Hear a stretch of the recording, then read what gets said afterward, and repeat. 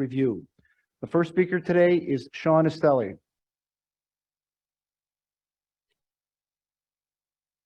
Good morning. My name is Sean Estelle. I use they, them pronouns, and I'm currently serving as a volunteer elected leader of Chicago Democratic Socialists of America as the campaigns coordinator. 5 years ago, I was made aware of the upcoming renegotiation of the franchise agreement between ComEd and the city by Alderman Rosa. Along with a team of other volunteers, we quickly learned as much as we could about the previous franchise agreement process when then Mayor Daley was able to successfully leverage enough funding from ComEd in order to create and staff the original Department of Environment based on monetary concessions through threat of municipalization, and devise a campaign strategy to democratize ComEd, calling for municipalization, a shorter franchise agreement, a progressive rate structure for businesses and individuals, and other elements that could push towards short and long-term benchmarks towards a future of serious mitigation and adaptation to the climate crisis, a once-in-a-lifetime chance for Chicago to be a true climate leader. All of this occurred in the context of the 2019 electoral cycle when huge upheavals and realignments occurred thanks to the electoral victories of DSA-endorsed candidates Carlos Ramirez Rosa, Rossana Rodriguez Sanchez, Jeanette Taylor, Byron Sigcho Lopez,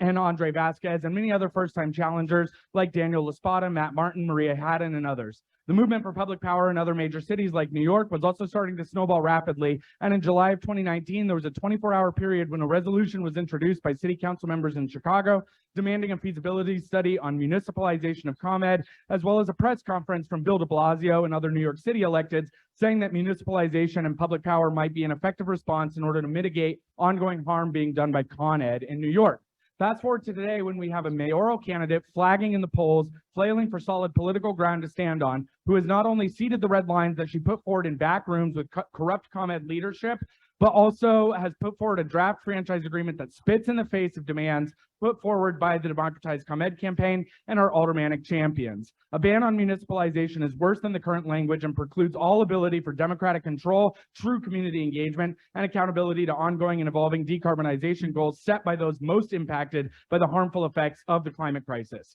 A 15-year franchise agreement rather than a 5 or 10-year agreement is something that is out of step with the basic reality of climate science and the ways in which we will need to constantly adapt and readapt to the material conditions of what basic influence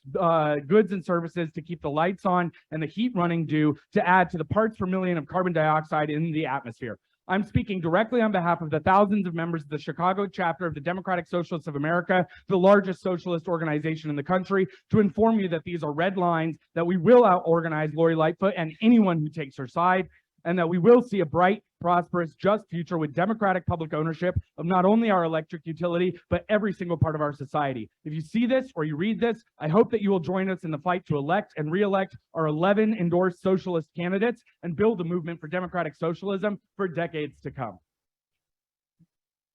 Thank you, Mr. Estelle, for your comments. Our next speaker is Mr. George Blakemore.